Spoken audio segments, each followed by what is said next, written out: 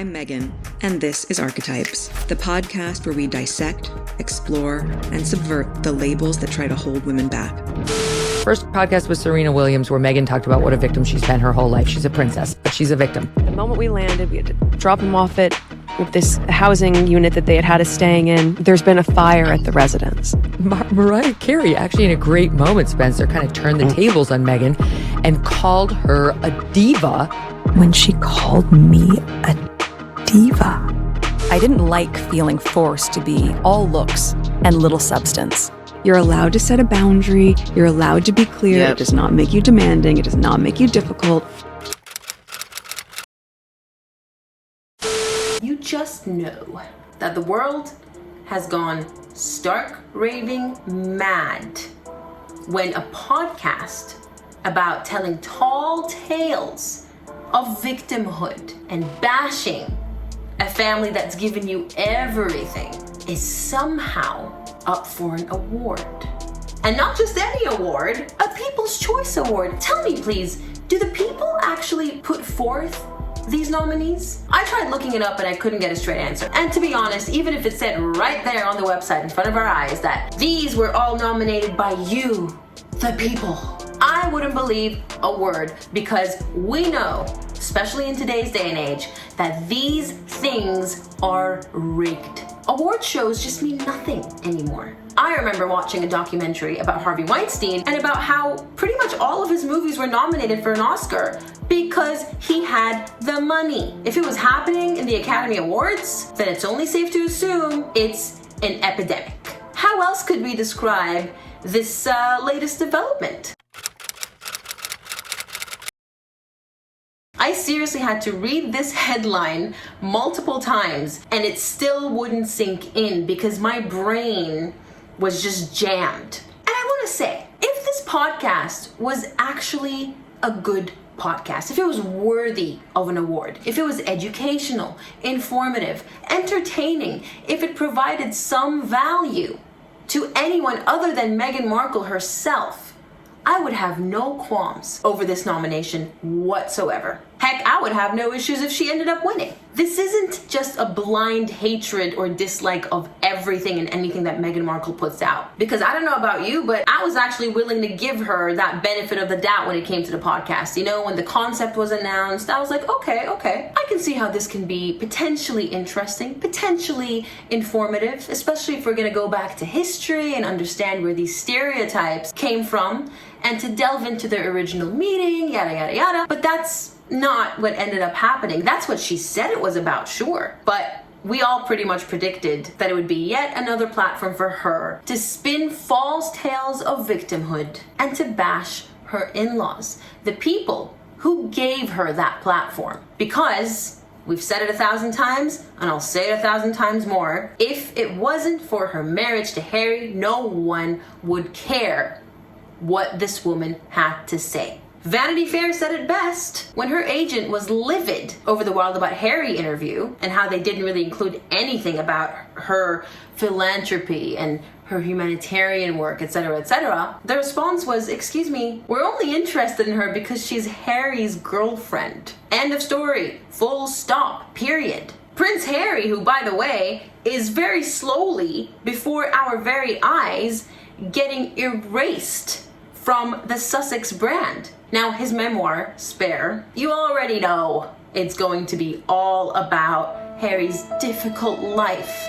as a Prince of England. But I digress. I will save my thoughts for a separate video on the matter. But other than that announcement, where has Harry been? He pops up every once in a blue moon for some Zoom chat or whatnot, but otherwise, it's all about Meghan. And this is who the media and the elitists, the elites of Hollywood or, you know, the rich and famous choose to support and choose to lift up as a feminist, as an example, as a role model to listen to look up to, and God forbid, to emulate.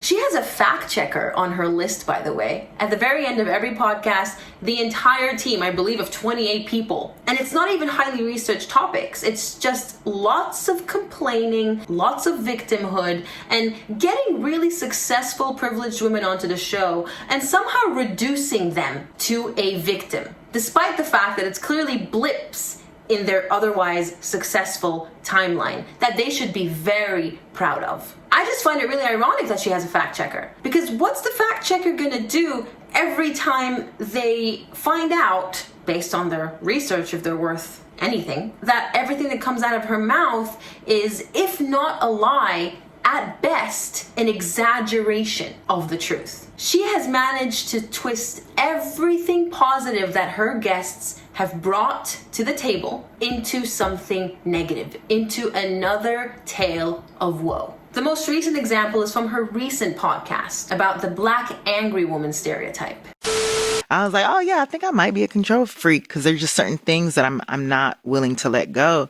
And he was like, yeah, you're very particular. And I was like, really? But I took it as a compliment. You're allowed to be particular. That just means that I have a sense of what I want. And so I have no issue claiming those things. Initially, I wasn't going to say anything about that podcast for obvious reasons. I am not a black woman, and I feel as though it's not my place to talk about it since I haven't experienced what was being spoken of. But as I listened, it became crystal clear to me, absolutely undeniable, what the podcast was actually about. You see, it was masquerading as an episode about the angry black woman stereotype, because what it was really about was her clapping back at the bullying allegations. I often find myself, even in walking into a room, I'm particular, but I also know that I will find myself cowering and tiptoeing into a room. And you're like, oh my God, stop. Stop like whispering and tiptoeing around it. Just say what it is that you need. You're allowed to set a boundary. You're allowed to be clear. Yep. It does not make you demanding. It does not make you difficult. Makes you clear. This was her way of not only denying the allegations, but accusing anyone who accused her of bullying of, can you guess? It starts with an R and ends with an ism. If you guessed racism, then you, my friend, are a genius. And you should be nominated for a People's Choice Award. The fact that there are still people supporting this woman, and trust me, the numbers are dwindling. I see it. I see it everywhere. I see it in all the comments. The public has turned, which is why I find it very hard to believe that this nomination was made by the public.